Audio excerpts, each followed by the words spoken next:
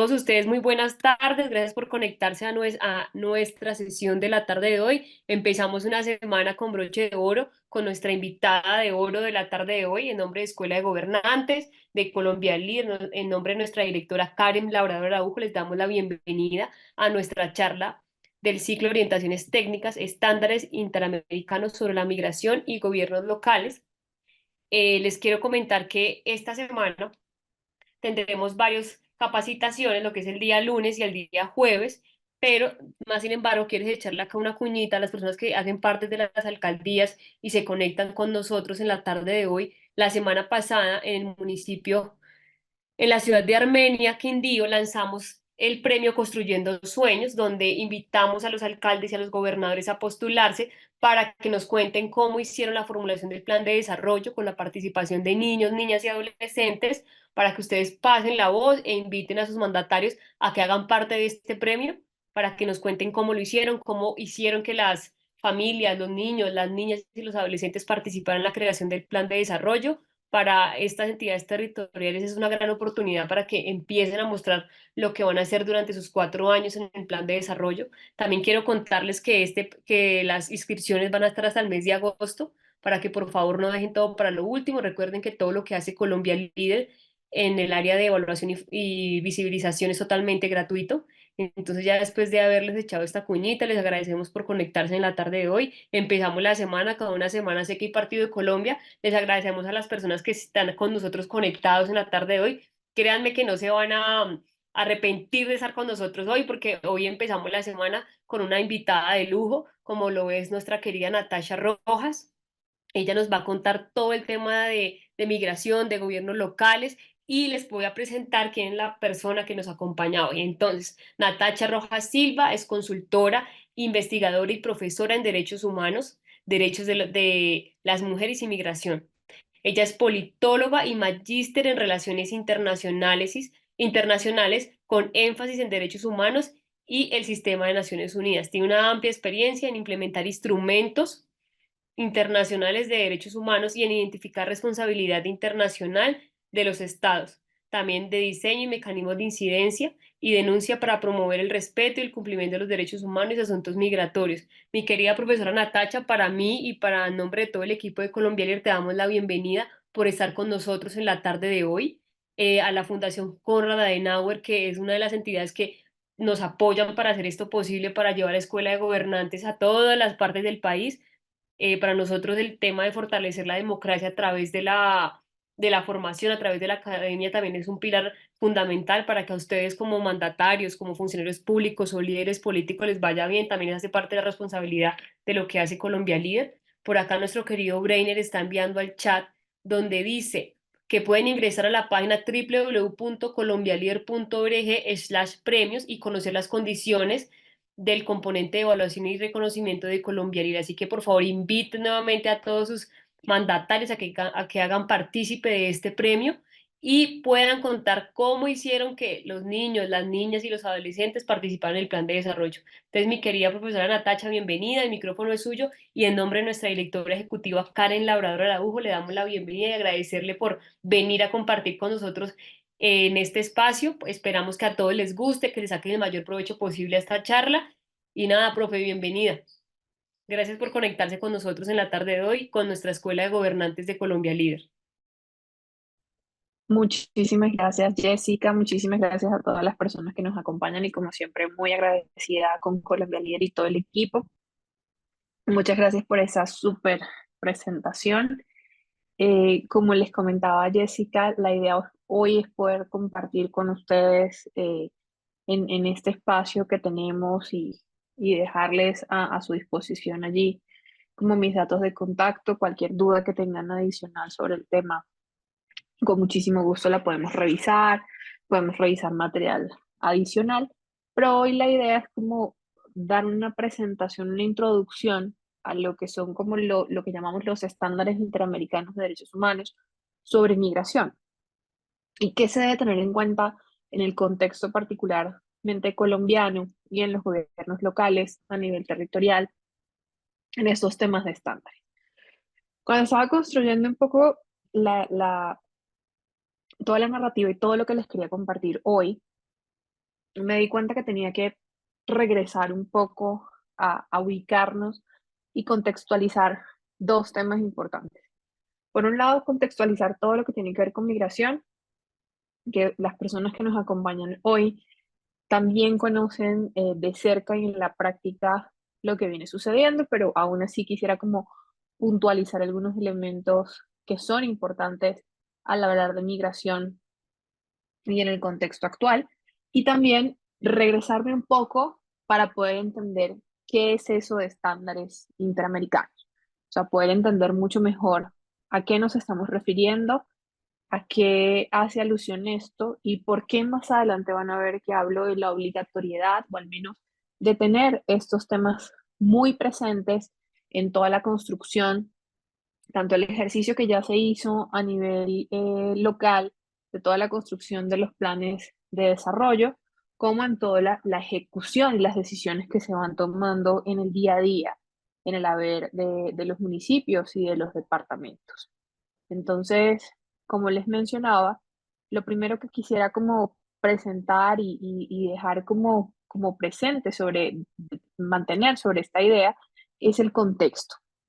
Aquí, digamos, no me voy a detener mucho porque es algo de la contextualización que todas las personas, digamos, ya lo tenemos como más claro, lo tenemos un poco presente, pero el proceso realmente y el momento realmente en que en Colombia empezamos a dar esa mirada sobre el tema de la migración, o al menos a ponerle una atención diferente, porque todo el proceso migratorio que empieza a recibir Colombia no empieza en el 2015, empieza muchísimo antes. Incluso Colombia se vuelve un receptor casi de manera natural de la migración proveniente de Venezuela desde el mismo año 2000.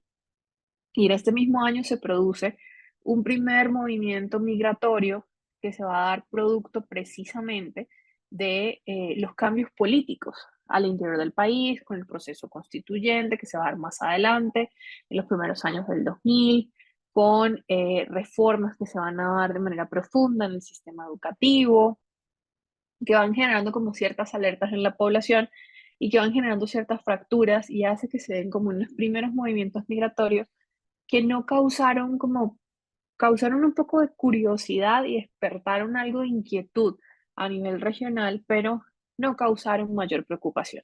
Y creo que esto fue un error importante, no prever que precisamente en muchos casos y en muchos contextos los movimientos migratorios empiezan precisamente de esa forma, no aparecen de la nada con grandes crisis, y ya damos un salto hasta lo que fue el 2015.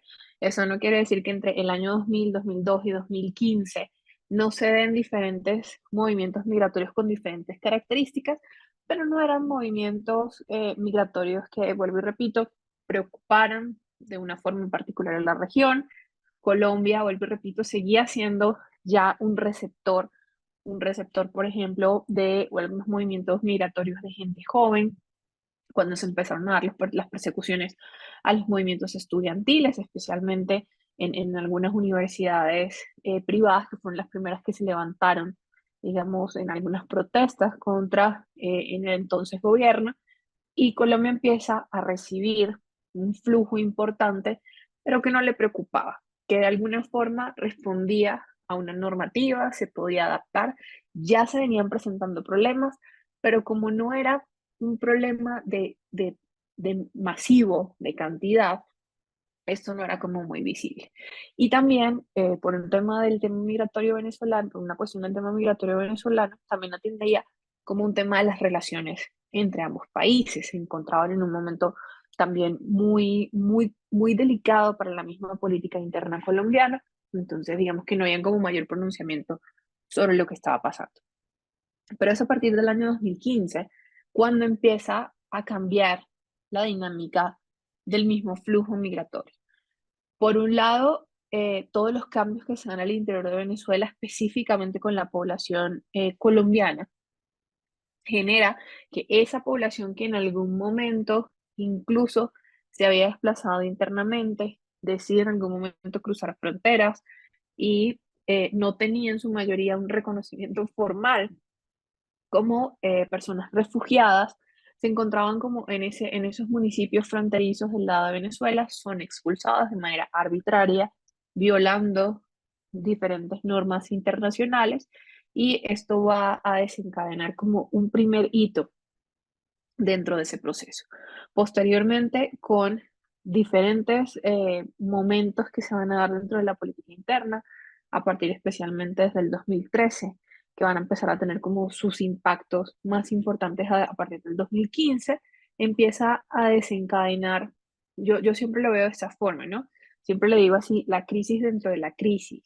Entonces hay una crisis alimentaria dentro de una gran crisis general que aquí sí quisiera precisar que lo que trabajamos, especialmente quienes trabajamos el tema de Venezuela y quienes trabajamos, digamos, como estos elementos mucho más cerca, lo denominamos, y se denomina así por algunos elementos del derecho internacional público, una emergencia humanitaria compleja, que tiene unas características muy especiales que la hace, digamos, diferente a otro tipo de crisis clasificadas en el mundo que no responde a un conflicto interno, como por ejemplo en el caso colombiano, no responde a crisis humanitarias, digamos, en el sentido más estricto del derecho internacional público, sino que estas crisis o estas emergencias humanitarias complejas responden a diferentes niveles dentro de esas mismas crisis. También responden en algunos casos a crisis prolongadas, que es uno de los casos, precisamente el caso venezolano, y son crisis como estructurales. Es una crisis política que va a degenerar en unas crisis diferenciadas económica, en salud, en alimentación y que finalmente se entiende como una gran crisis social. Entonces es Colombia, como decía, como un destino natural por una amplísima frontera compartida, por unos flujos, que eso también ha afectado de manera importante o determina de manera importante también como esa conexión.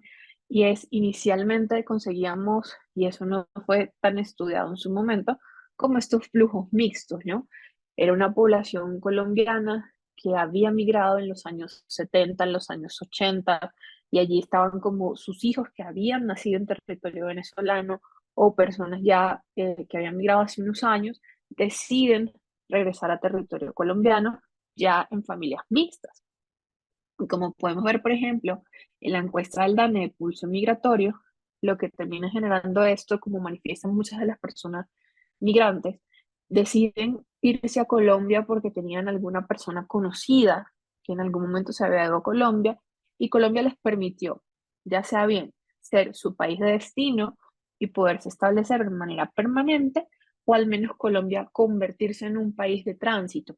Pero cuando hablamos de ese país de tránsito inicialmente, no era el país de tránsito regular, donde tengo un tiempo bastante limitado, bastante corto para seguir las rutas. Se convierte en un país de tránsito, es en el primer lugar de salida por un tiempo no determinado de la población, donde muchas personas manifiestan y todavía sucede así, quieren migrar a un tercer estado, pero Colombia es su primer lugar, digamos, como para salir de la crisis. Y también encontramos diferentes tipos de migración de acuerdo, digamos, a las formas. Ahí dentro de esta encuesta, por ejemplo, del DANE, ustedes pueden encontrar personas que en los últimos años no han regresado a territorio venezolano, son personas que básicamente salen sin ningún tipo de idea cuándo van a retornar, así sea de manera permanente o temporal. Hay otro tipo de migraciones como son las migraciones pendulares, que son las que se dan en los municipios de frontera. Y si alguien está aquí que son de esos municipios o departamentos fronterizos, pues sabe precisamente a qué me refiero. Pero incluso hay unas migraciones que ya no clasifican dentro de las migraciones pendulares, donde la población sí migra mucho más lejos de sus lugares de residencia inicial, pero se establecen unos meses en Colombia, vuelven y regresan, incluso a veces cambian las personas que migran, vuelve y sale un grupo de personas, vuelven e ingresan otras personas, y así se van turnando. Entonces, digamos que las cifras, detrás de las cifras, también hay unas características diferentes que se dan en cada uno de los periodos. Y eso también lo vamos a ver y vamos a ver un cambio de comportamiento a partir del 2018. ¿Por qué a partir del 2018? Porque en el año 2017 y 2018 son los años de la crisis más profunda a nivel social en el país. es donde vamos a ver las cifras más críticas a nivel de alimentación. Fue una época muy, muy complicada para el contexto venezolano en cuanto a alimentación, en cuanto a salud y la gran crisis que esto ya se venía dando, pero ya en ese momento hay un gran colapso de los servicios públicos. Entonces, otra vez algo que se empieza a revivir en este año, recortes de 8 horas, 12 horas de electricidad, sin abastecimiento de agua, el agua sigue siendo un agua de muy, muy mala calidad. Empezamos a ver la crisis también de combustible mucho más acentuada. Y vuelvo y repito, en crisis que ya se venían dando, pero en el 2017 y el 2018 vamos a ver como un gran aumento. En Colombia va a ser el gran receptor de esta migración. Eso requirió en su momento una respuesta casi coyuntural a lo que venía sucediendo. Y creo que eso es uno de los temas que debemos revisar en la gestión migratoria en Colombia. A veces seguimos tratando el tema de la migración, primero como si la migración fuese en sí misma la crisis. No, la crisis está en la gestión migratoria, porque no hemos conseguido en algunos casos las herramientas adecuadas para poder dar gestión a un flujo de personas que están llegando al país por una vocación de permanencia o al menos de tránsito. Y también necesitan acompañamiento y necesitan atención del Estado. Entonces el Estado empieza a dar respuestas muy rápidas, que necesitaba generar unas respuestas muy prontas ante una población que estaba llegando, ante una población en la que no se había preparado inicialmente para recibir, y es donde digo que fue uno de nuestros principales errores, no habernos anticipado algo que se veía ya que iba a ocurrir y que podemos estar repitiendo el mismo error este año. Y, digamos, no hemos dejado de afrontar hasta el año 2024 los mismos desafíos de gestión en esta crisis humanitaria compleja que se da. Para la fecha, para la última actualización de junio, el 3 de junio de este año, contábamos casi ya con 8 millones de personas refugiadas e inmigrantes en el mundo entero, y de esos 8 millones, 6 millones y medio están en la región. Y de esos 6 millones y medio que están en la región, casi 3 millones de personas se encuentran en Colombia. Independientemente de lo que les digo, independientemente si son unos que salen y otros que llegan a territorio colombiano, eh, el número sigue creciendo. No es cierto que haya una disminución de la población. La semana pasada sí, se sacaron unas cifras nuevas de una organización donde debatía precisamente esto. No es cierto que haya una disminución, y cuando hemos visto como una especie, podemos llamarlo como estancamiento, aunque no lo es porque siguen llegando, no es porque las personas se estén regresando, es porque están buscando nuevas rutas con nuevos destinos, y esto se debe precisamente a un altísimo costo de vida en Venezuela, donde para muchas personas pues ya no resulta rentable, por decirlo así, trabajar en Colombia y poder enviar remesas. Pero ¿por qué les digo que podemos estar cometiendo los mismos errores este año? Y es que si bien estas cifras que veíamos aquí hace un momento son preocupantes y son cifras que desde la gestión pública debemos tener en cuenta, eh, tenemos como una sensación, o al menos en este primer semestre del año, de como si hubiésemos normalizado un poco la situación. Y resulta que perdimos o estamos perdiendo una parte importante, el del primer semestre del año, para prepararnos a un gran cambio que seguramente vamos a vivir en el segundo semestre del año. Y es que la proyección para el 2024, de acuerdo con las encuestadoras en Venezuela, tienen que tener en cuenta que en Venezuela es muy difícil hacer encuestas en sentido estricto. La mayoría de hecho son sondeos que hacen muchas organizaciones de la sociedad civil, pero que nos dan idea de qué es lo que puede estar pasando al interior de Venezuela. Y esta cifra yo no creo que esté tan alejada de la realidad. Yo creo que sí es un reflejo de lo que puede estar pasando. Y es que el 25% de las personas al interior de Venezuela manifiestan al menos tener la intención de emigrar en el segundo semestre del año. Y que su decisión de emigrar va a depender muchísimo de los resultados electorales. Bueno, les repito lo que les estaba comentando. En Venezuela es muy difícil hacer un sondeo, hacer una encuesta De hecho, ustedes no consiguen la mayoría como información consistente en algunos temas, pero es la sociedad civil la que viene un poco como a reemplazar esas funciones, a llenar esos vacíos. Y sí creo, y varias organizaciones lo han dicho, esta cifra puede ser muy cercana a la realidad. Eso no quiere decir que efectivamente el 25% de esa población vaya a tomar la decisión, pero manifiestan al menos que está dentro del rango de sus posibilidades o de sus opciones o de lo que piensan hacer dentro de ese contexto. Y hay algo aquí que quiero precisar, que si bien en la gestión migratoria trabajamos fuertemente también en temas de vamos a resolver los problemas en los lugares de origen para que la gente no se vea en la obligación, no tenga que migrar de manera forzada, que la migración tienda a ser una migración voluntaria y ordenada. En el caso de Venezuela, la capacidad de poder gestionar esas condiciones que llevan o expulsan a las personas realmente es muy baja. Y eso nos lleva también a pensar precisamente, y sobre todo en una frontera como la que se comparte con Venezuela, que cuando en un grupo familiar, y eso ya lo hemos visto, cuando en un grupo familiar o una familia completa ya toma la decisión de migrar, es muy difícil o es casi inexistente la posibilidad de poderles convencer que no lo hagan. A mí me ha pasado en Bogotá, donde en un espacio me preguntaba una persona de una organización civil que había unas personas en el barrio en el cual vivía que habían tomado la decisión de migrar por la ruta del Darién. Me decía, ¿qué le puede decir uno a esa persona para que no lo haga?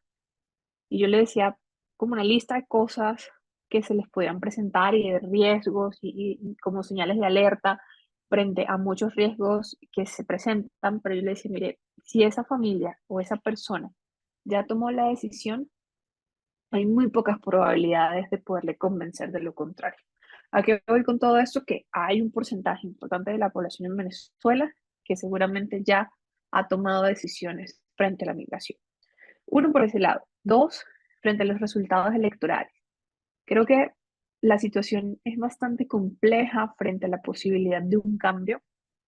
No creo que precisamente el cambio se vaya a dar específicamente con el 28 de julio, pero hay que tener dos consideraciones. Todavía falta un poco más de un mes para el 28 de julio. Eso quiere decir que de aquí al 28 de julio todavía pueden pasar muchas cosas que pueden anticipar, que pueden adelantar este proceso migratorio. Entonces hay que tener en cuenta que ya en este momento estamos hablando de un mes que nos queda desde Colombia para poder generar estrategias para la recepción de la migración.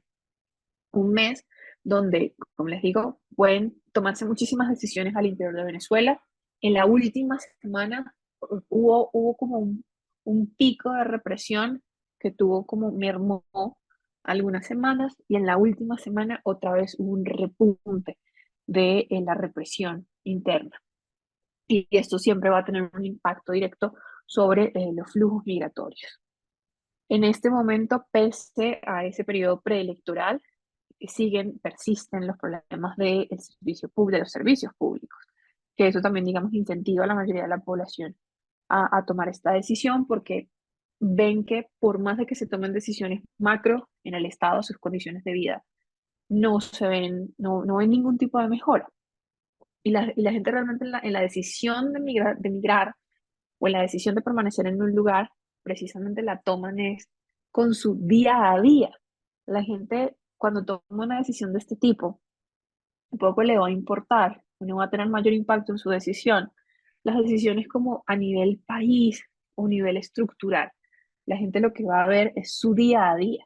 Y en su día a día es lo que puede pasar con los servicios públicos, si hay electricidad o no, si hay agua o no. Los temas de criminalidad que en algún momento fueron un expulsor importante ya no están dentro de los primeros lugares como de razones de la migración. Y por supuesto, las oportunidades económicas que están relacionadas con lo laboral y con el poder adquisitivo. Independientemente de los resultados del mismo 28 de julio, o digamos considerando algunos escenarios en el 28 de julio, entre esa fecha y el proceso de toma de posesión son más de 160 días. Es decir, son 160 días que debemos considerar también para lo que va a pasar después de. Entonces, digamos que hay algo que yo sí les quiero invitar a considerar dentro de toda esta proyección de la gestión migratoria, es a no pensar solamente en el 28 de julio. El 28 de julio es como el momento en que van a estar los ojos puestos allí, es un momento importante, por supuesto, pero en todo el contexto particular de la crisis en Venezuela, es importante considerar también los días anteriores y los días posteriores. Y por eso les digo que es un momento, todavía estamos a tiempo de tomar decisiones, de podernos preparar seguramente para lo que será un nuevo pico o un nuevo proceso dentro de la migración, que no sabemos si va a tener unas características diferentes. Entonces, ¿qué es lo que hemos visto ya de los últimos movimientos migratorios de provenientes de Venezuela hacia Colombia? Y es que la población migrante y retornada, porque aquí también hay un grupo importante de población retornada que tiene también muchos problemas de acceso a sus documentos, recuperar su nacionalidad, poder sacar y ingresar en el sistema de seguridad social, que eso es algo que, digamos, no hemos puesto sobre la mesa y ya es un tema que debería empezarnos a preocupar. Hay una cantidad importante de personas colombianas retornadas que nunca aportaron al sistema de seguridad social por obvias razones, porque muchas de esas personas fueron en su momento desplazadas del conflicto, terminan cruzando la frontera y siendo migrantes internacionales, cumplían los requisitos para refugio, lo tuviesen o no, por obvias razones no hacen parte del sistema de seguridad social en Colombia, son personas que están al margen de todo el sistema, regresan a Colombia, siguen estando al margen del sistema y como vemos, por ejemplo, en las encuestas del DANE, es una población, la población de adultos mayores, es la población que mayormente manifiesta las dificultades en su calidad de vida, en el acceso a servicios, estar fuera del mercado laboral. Entonces, en general, esta población, la población migrante y retornada, presenta índices muy altos de baja cobertura de necesidades básicas o de necesidades básicas insatisfechas por encima de los hogares que no tienen personas migrantes. Entonces, manifiestan carencia de derechos fundamentales como educación, acceso a servicios públicos y, les digo, protección social. El tema de seguridad social es un tema, repito, que no hemos tratado, no hemos trabajado, no hemos puesto sobre la mesa y ya debería empezarnos a preocupar. Hay otros países que han tenido experiencias similares, como por ejemplo Uruguay. Sería importante como voltear a mirar esas otras experiencias. ¿Qué propuestas? Por supuesto, es muy difícil, no son dos estados que podamos comparar, pero es importante como voltear a mirar estados que han tenido experiencias similares para ver qué tipo de tratamiento le podemos dar. Hay unas características que identifican a esa población migrante con mayores necesidades y vulnerabilidades, es decir, esa población se caracteriza en su mayoría por tener altos índices de insatisfacción con necesidades básicas. Ese grupo que manifiesta no tener sus necesidades básicas cubiertas tiene unas características y comparte unas características. Y es un índice alto de envejecimiento. Y eso es otro tema que lo acabo de mencionar, que no hemos puesto sobre la mesa. Nos hemos centrado, y por supuesto que esto debe ser así, deben haber programas para ello, y hemos visto ya los resultados. No sé si conocen un estudio que salió recientemente en alianza entre varias organizaciones del impacto positivo en materia fiscal que produce la migración y el retorno que ha dado en Colombia por cada peso que se ha invertido en Colombia sobre la población migrante, esa población migrante ha devuelto el doble. Entonces, ¿eso qué quiere decir? Que lo que hemos trabajado hasta ahora y las decisiones que hemos tomado frente a la población, las medidas que hemos tomado frente a la población activa económicamente, nos han funcionado. Pero hay una población que no estamos teniendo en cuenta, que son los adultos mayores. Como digo, es una población que está llegando al país, que no es visible, que en muchos casos, por ejemplo en el caso de las mujeres, están ejerciendo actividades de cuidado, pero están completamente al margen y no les estamos viendo dentro de esta comprensión. Y también tenemos un grupo poblacional muy importante, que son los jóvenes que ya salen del nivel escolar, que no logran insertarse a la educación universitaria o técnica y digamos que hay como un grupo de gente muy joven, de población muy joven, que también podríamos como revisar dentro de nuestras políticas y dentro de nuestra gestión. Y además de ello, la tasa de envejecimiento más alta se da en las mujeres. Entonces ahí le vamos añadiendo como unas intersecciones que son importantes tener en cuenta. Cuando hablamos de la relación de apoyo potencial, hablamos, digamos, como en esas redes que se van a tejer y la relación entre las personas potencialmente económicas activas y las personas potencialmente dependientes, que es lo que les digo, que a veces solamente nos centramos como en esa persona, el núcleo familiar visible, pero resulta que hay un montón de personas alrededor de ella y que tal vez nos podría servir como esa visión mucho más integral de la relación de apoyo potencial dentro de esas unidades. Por ejemplo, los hombres migrantes provenientes de Venezuela tienen una relación de apoyo más alta debido a patrones de migraciones más jóvenes.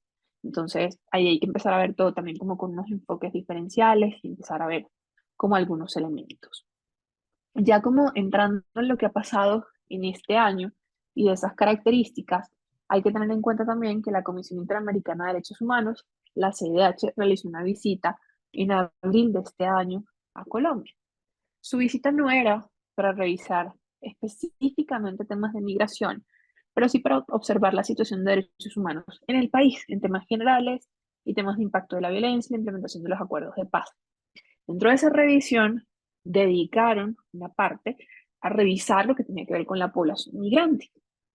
Y allí llegan a varios elementos que llaman la atención, que estoy segura que las personas que están conectadas aquí conocen de cerca en sus territorios, y es la relación con los grupos armados, el desplazamiento forzado, que ahora también hemos visto población migrante que termina siendo desplazada por el mismo conflicto, el aprovechamiento de la crisis a través de las redes de trata de personas, el aprovechamiento de esos grupos criminales en las zonas de frontera específicamente, y las mujeres y niñas que enfrentan riesgos particulares dentro de estas circunstancias.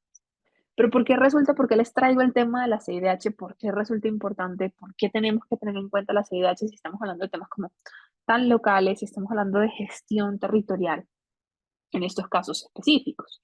Y es que aquí es donde entra lo que les decía, primero el tema de contexto, pero ahora es donde entra específicamente los sistemas internacionales de protección de derechos humanos. Y es como ese brazo adicional o ese soporte o ese pilar adicional que vamos a tener para fortalecimiento de los derechos humanos fuera de la frontera del Estado. Y la primera invitación que les hago sobre ello es no ver los sistemas internacionales de protección que se dividen en dos, como en dos clasificaciones, una clasificación en dos tipos: el sistema universal, que es todo el que se desprende de Naciones Unidas, y los sistemas regionales, que son tres: el sistema europeo, el sistema africano y el sistema interamericano. No ver estos sistemas como, porque a veces no sucede, ¿no? Y me pasa en algunos espacios donde compartí, no son sistemas ni policivos, no son sistemas que vienen a fiscalizar al Estado o a fiscalizar lo que hacemos desde la función pública. Por el contrario, el mandato de los sistemas internacionales de protección, su mandato primario es acompañar al Estado, ayudar al Estado cuando el Estado tenga algún tipo de debilidad que puede no estar no puede estar viendo por las circunstancias que fueren, o que pueda tener algún tipo de dificultad en responder a la garantía de derechos de las personas. Entonces, la función primaria de estos sistemas no es perseguir al Estado, no es sancionar al Estado, es generar herramientas para que en esa función pública podamos desarrollar de una mejor manera y garantizar los derechos de las personas para evitarnos precisamente eso, para evitarnos futuras sanciones dentro de ellos mismos. Por eso una palabra muy importante aquí con los sistemas internacionales de protección es que los sistemas son complementarios. ¿Qué quiere decir que sean complementarios? Nunca, jamás van a sustituir la acción y la función del Estado. Están allí es para acompañar. Por eso parte de lo que nos interesa aquí precisamente es qué instrumentos ha generado los sistemas internacionales de protección para decirnos y darnos las rutas de cómo debemos garantizar derechos. En este caso específicamente, ustedes vieron que el nombre de nuestro encuentro hoy es estándares del sistema interamericano, es decir, estándares que vienen producto del sistema regional. En ese sistema regional hay una particularidad de Colombia, y es que Colombia es un estado parte de la mayoría de los instrumentos del sistema interamericano. Es decir, de la mayoría de los tratados, como pongo allí, sobre esos instrumentos de derechos humanos interamericanos que protegen a todas las personas bajo la autoridad de un Estado, Colombia es un Estado parte de la gran mayoría de ellos. Entre ellos tenemos el instrumento como guía de todo esto que es la Convención Americana. Colombia es un Estado parte. Colombia reconoce además la competencia de la Corte Interamericana. Entonces, por tanto la Comisión Interamericana puede pronunciarse y puede recibir peticiones individuales, como puede hacer lo que les acabo de mostrar, visitas a Colombia, puede hacer pronunciamientos, puede hacerle sugerencias al Estado colombiano, pero también los casos que estén relacionados con Colombia pueden ser llevados a la Corte Interamericana. Y aquí el primer mandato que nos da la Convención y que nos da la Comisión Interamericana es que los instrumentos interamericanos protegen a las personas bajo la autoridad de un Estado. ¿Qué quiere decir esto? Que no importa la nacionalidad que yo tenga, no importa el estatus migratorio que yo tenga, si yo estoy en territorio de un Estado que es parte del sistema interamericano, esas normas del sistema interamericano me van a proteger. Entonces, lo primero que debemos hacer y tener en cuenta en los estándares interamericanos es eliminar cualquier tipo de expresión que creamos que esté atada específicamente a la nacionalidad. Esto no va a funcionar así. De hecho, hay un caso muy famoso en Colombia, no sé si lo conocen, si no estoy mal, creo que fue un señor, no me acuerdo si era sirio o afgano, sobre un tema de sus documentos. Y eso no quiere decir que necesariamente se le vaya a reconocer lo que la persona está reclamando. Lo que les estoy diciendo es que la persona puede acceder a unas peticiones y puede acceder al sistema independientemente de su nacionalidad. Entonces, lo primero, mi primera recomendación es esa. Despegarnos como de esa idea que la nacionalidad o el vínculo jurídico con el Estado es el único que me va a generar obligaciones. Así yo esté hablando específicamente a nivel territorial, sino que por el sistema interamericano, cualquier persona que esté en el territorio colombiano goza de unos derechos y unas garantías. ¿Y eso de dónde viene? La obligatoriedad de las normas del sistema interamericano. Vienen emanadas de sus órganos, no todas son obligatorias, ahí digamos que tendríamos que detenernos a estudiar fuentes del derecho internacional público para cuáles son obligatorias y cuáles no, pero en su gran mayoría hay mandatos que, así suena redundante, mandatos de obligatorio cumplimiento. Algunas que son recomendaciones, pero Colombia tiene una particularidad, es que termina incorporando en su ordenamiento interno incluso algunas que no nacen inicialmente con esa vocación de ser vinculantes. Y eso es a través de un concepto muy importante que es el segundo elemento que quiero dejarles hoy, que es el control de convencionalidad. ¿Qué es el control de convencionalidad? Se puede entender como un principio o como una herramienta jurídica que esta sí obliga a los estados a garantizar que en sus leyes y sus prácticas sean compatibles con los instrumentos internacionales. En este caso quiere decir, con lo que estamos hablando del sistema interamericano, que el control de convencionalidad es una herramienta y un principio que obliga que precisamente en Colombia las leyes, y no solamente las leyes, las prácticas sean compatibles con todo el ordenamiento jurídico relacionado con derechos humanos del sistema interamericano. Entonces, miren esto, por eso les hago tanto énfasis, las leyes y las prácticas. O sea, no es solamente lo que se emite en el orden nacional. Y aquí, por eso les digo que es el segundo elemento que quiero dejarles la noche de hoy. Y es, este principio establece que no solamente los tribunales nacionales, todo lo que tiene que ver con el Poder Judicial, sino cualquier persona que ejerza función pública debe saber y debe conocer cuáles son los mandatos que están afuera. Y creo que allí es como una falla, ¿no? Que tenemos. Es muy difícil, y yo lo sé, es muy difícil que cualquier persona que haga cualquier tipo de actividad en la función pública pueda tener en su cabeza todo lo que sale diariamente porque piensen que el sistema interamericano es como una bolsa flexible donde todos los días le vamos añadiendo cosas y vamos dándole una mayor interpretación a los derechos humanos, porque los derechos humanos tienen una característica y es que son progresivos. Pero sí debemos procurar no caer en errores en el ejercicio, porque eso puede terminar costándonos la responsabilidad del Estado. Y por eso yo lo dibujo allí como una escalera. Si yo, en una actividad de soy una persona migrante y simplemente cuando voy a buscar mi PPT, hay algún tipo de irregularidad y esa persona específicamente que estaba ejerciendo esa función violó alguno de los derechos en los que yo tengo, así sea una persona migrante, sea cual sea mi condición y sea cual sea la forma en que yo haya ingresado al territorio colombiano, yo puedo elevar esa solicitud y esa revisión de la violación de ese derecho a una siguiente instancia. Y ya no estamos hablando solamente a nivel judicial. Si en esa siguiente instancia, en el siguiente escalón, no me es resuelta mi situación, al menos no recibo una respuesta que sea acorde a los estándares de derechos humanos, yo puedo seguir elevando mi petición. Y si al interior del Estado no recibo una respuesta acorde al estándar, no la respuesta que yo espero conseguir, sino una respuesta acorde al estándar, allí sí puedo terminar acudiendo a los órganos del sistema regional. Y eso es precisamente lo que queremos evitar. Con el control de convencionalidad lo que queremos hacer es que los errores se reparen desde el inicio, que cualquier persona que ejerce esa función pública no cometa esos errores para que desde cualquier actividad del día a día no se violen los derechos de las personas y no se termine generando responsabilidad internacional. Por eso decimos que incluye a todos los agentes del Estado, no solamente jueces, sino cualquier persona funcionaria a nivel local o regional. No estamos hablando del gobierno nacional, no estamos hablando de los poderes públicos, estamos hablando de lo que se hace diario a nivel local. Cómo esto puede terminar generando una responsabilidad para el Estado colombiano. ¿Qué es lo que se busca con ello?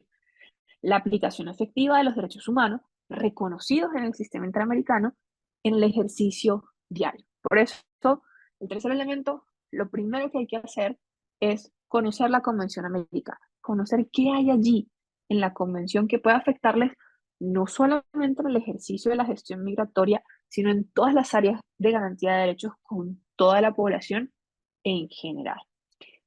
¿Cuál es el mandato del control de convencionalidad?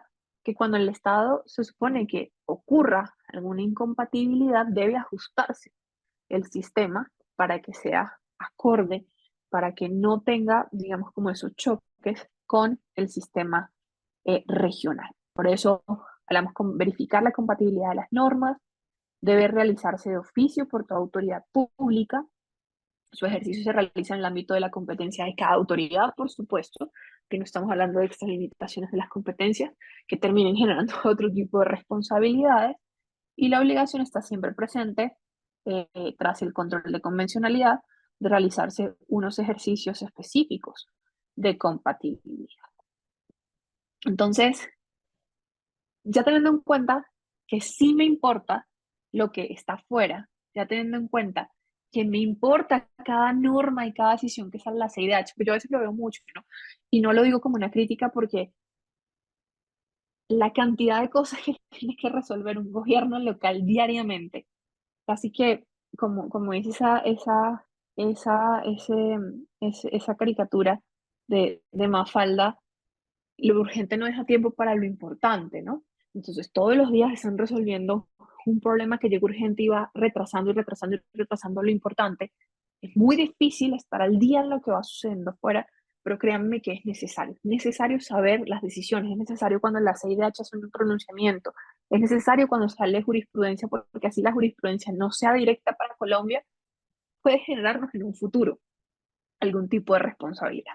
Entonces, yo por eso les dejo aquí un concepto de lo que es un estándar interamericano.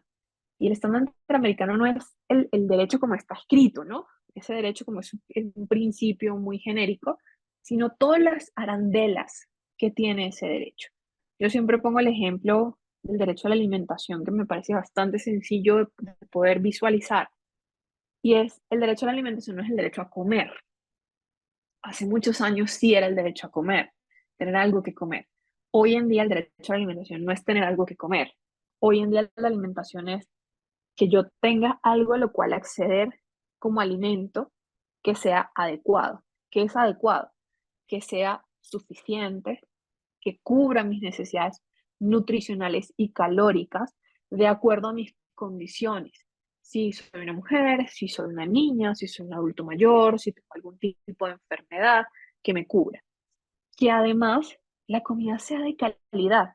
Aquí no solamente que me den una barra que cumpla como mis calidades de calorías al día, sino que además tenga una calidad en el alimento que yo tengo.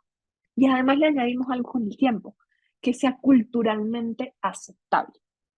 Es decir, lo vimos con el PAE hace un tiempo, donde además que la alimentación no cubría las necesidades específicas de nutrición que tenían los niños, en La Guajira era una alimentación que no era acorde a sus condiciones culturales. Entonces tenía un doble problema. El PAE no me estaba ayudando a mejorar las condiciones nutricionales de los niños en La Guajira, que tienen unas condiciones nutricionales completamente diferentes a unos niños en otra región.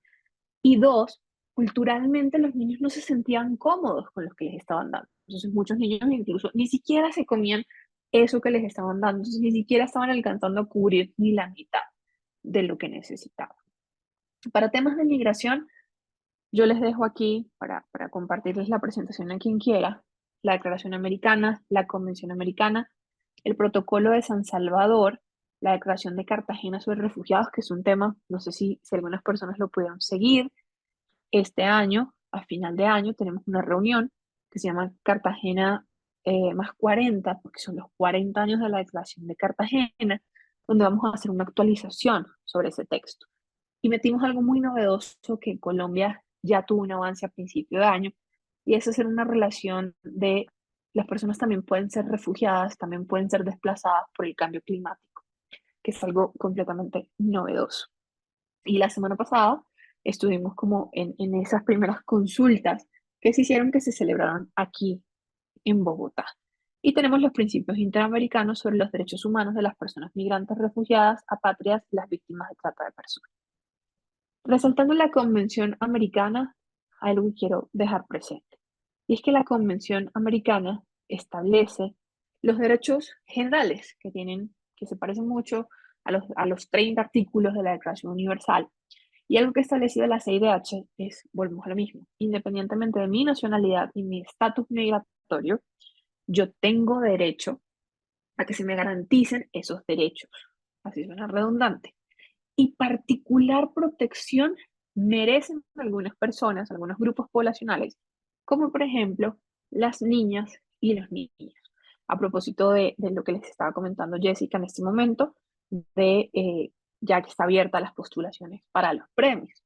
Los niños y las niñas merecen por mandato, esto no es un compromiso moral, es un mandato que está en el sistema interamericano, merecen un tratamiento especial. Por eso hemos tenido tantos avances en temas de acceso a la educación. Yo les traje algunos elementos que son importantes tener en cuenta sobre los mandatos que ustedes a nivel local, a nivel territorial, deberían tener presentes. Que si bien algunos son casi que privativos o reposan mucho más en el gobierno nacional, sí tienen que ver con lo que hacemos a nivel territorial. Tenemos, por supuesto, la prohibición de la esclavitud, la servidumbre y la trata de personas. Ustedes lo deben saber también, lo deben saber mucho mejor que yo, el problema enorme que tenemos en este momento con temas de trata de personas. Y la trata de personas en su gran categoría es esa prohibición y esa función del Estado de resguardar bajo cualquier circunstancia cualquier persona, independientemente de su nacionalidad, de su condición migratoria, y su violación constituye un delito que no solamente está contenido aquí, sino también en el derecho penal internacional.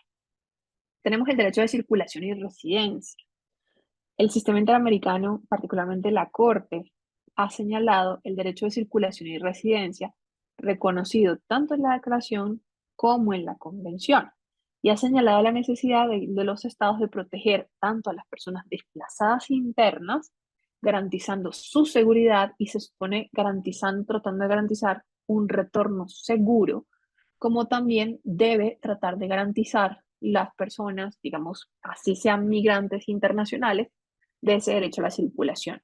Por eso es que ahí les hablaba que en Colombia, este año, en 2024, la Corte Constitucional reconoce que hay personas en Colombia que han sido desplazadas internas por cambios climáticos. Es necesario como reconocer esas características. Tenemos las garantías procesales en el marco de procedimientos de deportación a extradición. Independientemente del estatus migratorio de las personas, se les debe garantizar el ejercicio pleno de sus derechos. Eso incluye el derecho a ser escuchados por un tribunal imparcial, recibir notificaciones claras de los cargos, preparar adecuadamente la defensa con tiempo y asistencia legal y contar con interpretación si es necesario. Es decir, si estamos hablando de una persona migrante internacional, hay que darle también garantías procesales, incluso dentro de los procesos de deportación. Les traigo otros adicionales como el derecho a la vida familiar, que es muy importante, como temas específicos de la separación de padres e hijos debido a medidas de deportación, debe ser excepcional y justificado. Debemos siempre garantizar como la unidad familiar, el derecho a no ser sujetos de apenas o tratos crueles, inhumanos o degradantes como resultado de un proceso de deportación. Es decir, las personas tienen derecho a sí se esté realizando un proceso de deportación, que se den todas las garantías necesarias para evitar cualquier tipo de tratamiento o trato inhumano o degradante. Tenemos el derecho a la libertad personal y las garantías procedimentales en la detención migratoria. Enfatiza la CIDH particularmente en situación irregular, no se debe criminalizar. La CIDH ha sido muy enfática en aquellos países en los cuales han avanzado en leyes que criminalizan una nacionalidad, digamos que esto es violatorio a las normas internacionales. Entonces, esto puede terminar generándonos consecuencias de responsabilidad internacional, que por supuesto responde el Estado, ¿no? Pero como les digo, no pongamos la lupa solo en las decisiones nacionales, sino en las decisiones locales que pueden terminar generando una responsabilidad para Colombia. Y por eso las formas de criminalización de una nacionalidad o de un grupo poblacional está violando los derechos y además la mera presencia irregular no debe considerarse tampoco un crimen dentro de los estados.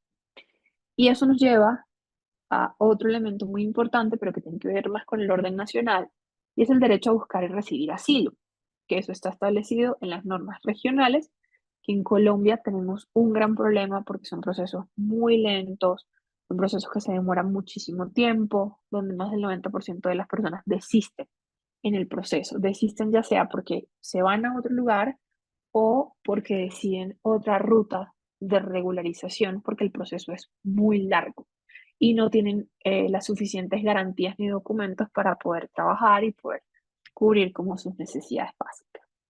Les dejo estos tres últimos. El principio de no devolución, que es un principio no solamente en la región, sino un principio universal de ningún Estado puede expulsar o devolver a una persona a otro país donde su vida o libertad personal esté en riesgo debido a su raza, nacionalidad, religión o las condiciones de base.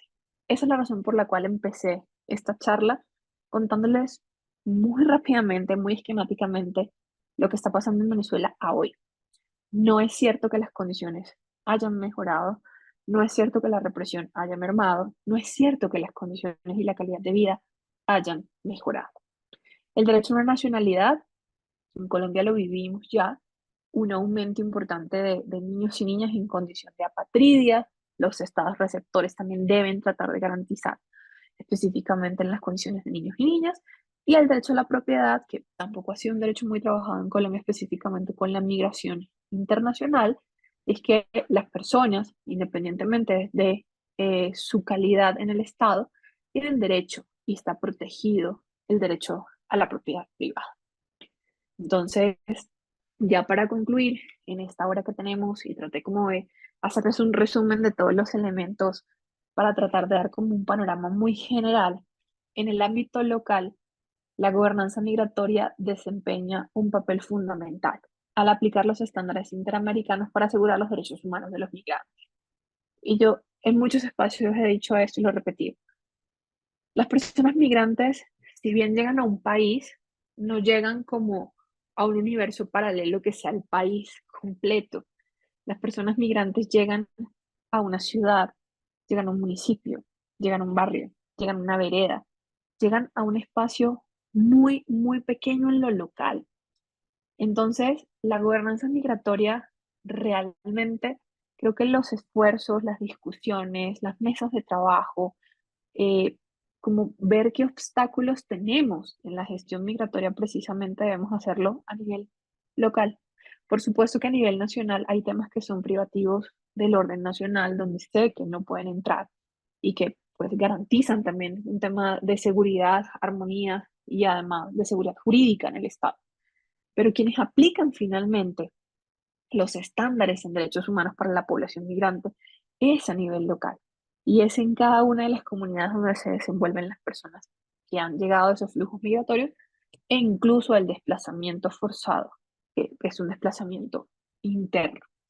Hay una opinión consultiva, la opinión 18.3 de la Corte Interamericana, donde establece que la calidad migratoria no puede ser motivo para privar a las personas migrantes del goce y ejercicio de sus derechos fundamentales, como lo que ya les decía, temas de propiedad, temas de derechos laborales, temas de salud.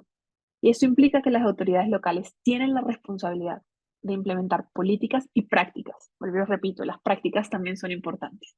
A veces nos fijamos solo en lo institucional, pero las prácticas también importan, que protejan y respeten los derechos de todas las personas migrantes dentro de su jurisdicción. Por supuesto, hay unos límites a ellos. No estamos diciendo que el Estado tenga que garantizar y tenga que dar un montón de transferencias monetarias. No nos estamos refiriendo a eso. Estamos hablando de garantía de derechos dentro de su jurisdicción. Y asimismo deben garantizar el acceso equitativo a la justicia, los servicios esenciales y las condiciones de vida digna, promoviendo una inclusión efectiva y el respeto a la diversidad cultural, sin confundir la integración necesariamente con homogeneización. O sea, estamos hablando de diversidad cultural, en el respeto también de unos deberes que debe cumplir la población migrante, pero finalmente donde nos insertamos, donde desarrollamos nuestras actividades diarias todas las personas, es a nivel local. Y es allí donde debemos poner el foco, nuestros esfuerzos, nuestras discusiones y abrir más espacios para hablar del tema. Por ahora, quisiera dejar aquí. Traje como los elementos que les decía que consideraba como más importantes dentro del ejercicio. No sé, Jessica, si queda algún tiempito para hacer preguntas, si manejamos las preguntas ya por algún otro medio, Sí, profe, eh, genial. Entonces, por mira, por cuestiones acá. de tiempo. No, estamos perfectos. Estamos pasados 8 minuticos exactamente de la charla. Pero no, profe, yo creo que logramos hacer unas dos, tres preguntitas. Por acá, no sé si alguien nos quiera alzar la mano o poner una pregunta en el chat. Recuerden que está habilitado. Por acá tenemos al profesor Eduardo Bachará. Dice, buenas noches, Eduardo Bachará Gómez desde Bogotá. Gracias por una magnífica charla, profe. Por acá te mandan saludos. También Eduardo Martínez, buenas noches, bendiciones para todos. Saludos desde Polo Nuevo Atlántico. Por acá tenemos a Denis con un comentario, doctora, lamentablemente nuestros hermanos colombianos y venezolanos emigrantes pierden su vida en el camino de lograr el famoso sueño americano. Por acá tenemos a Jimmy José desde Soledad Atlántico. Por acá tenemos a José Alfredo Vega Fonseca, que muchas gracias. Recuerden que tenemos el chat para preguntas. Si desean, le podemos abrir el micrófono. Si desean participar, también lo hacemos. Voy a mirar por acá, a ver si hay otra. Por acá está José Alfredo Vega Fonseca, mil gracias, muy interesante, un tema doloroso. Pues más allá de preguntas, son como comentarios, mi profe. Entonces los Bueno, invito a... igual les dejo allí mi contacto, igual por Colombia Líder nos podemos poner en contacto. Lo que necesiten. Como les comentaba, la idea es como poderles compartir este material si se puede y como los estándares completos para que lo tengan siempre en cuenta porque pues a veces creemos que la gestión migratoria es como el gobierno nacional y obviamos muchas responsabilidades que tenemos a nivel territorial, así que si quieren ya revisar otros temas después. Ah, bueno, mira, aquí dicen, el Estado colombiano, ¿qué tipo de estrategias se está implementando desde la gobernanza para poder ilustrar a las comunidades sobre los derechos humanos de los migrantes? Pero en este momento la situación está un poco complicada, como a nivel nacional. Se acaba de sacar una decisión, ¿no? Del PEP tutor, que está abierto en este momento para comentarios, pero sí necesitamos precisamente eso en lo que hablas, como, como hacer esa conexión en todos los grados como de implementación, porque precisamente no estamos teniendo como un diálogo tan fluido a nivel nacional, a nivel territorial, de cuáles son las responsabilidades que le corresponden a cada uno y cómo podemos, digamos, de alguna forma como integrarlo. Dicen aquí en ese llamado que hace Maduro que regresen los migrantes, ¿qué tinte político tiene? Eso tiene más que ver con el proceso electoral. Abrieron recientemente un viceministerio para las migraciones, algo que no habían querido reconocer. Yo creo que esto tiene más un tinte electoral. Esto tiene un tinte electoral de tratar de demostrar un poco lo que les digo, tratar de decir que la narrativa que Venezuela ha mejorado es esa, que la gente se quiere regresar. Ellos hicieron un programa que se llama algo así como Plan Vuelta a la Patria, donde publican unas cifras que no hay como dónde poder corroborarlas, pero tiene que ver mucho con eso, con un tema político preelectoral. Sí, les compartimos las diapositivas y bueno, mi invitación es a ponerle la lupa al tema porque después del 28 de julio yo creo que vamos a tener un cambio importante para revisar sobre los flujos migratorios, que así sea Colombia un lugar de tránsito, va a tener un impacto en el territorio colombiano y finalmente con los gobiernos locales quienes se enfrentan con el día a día.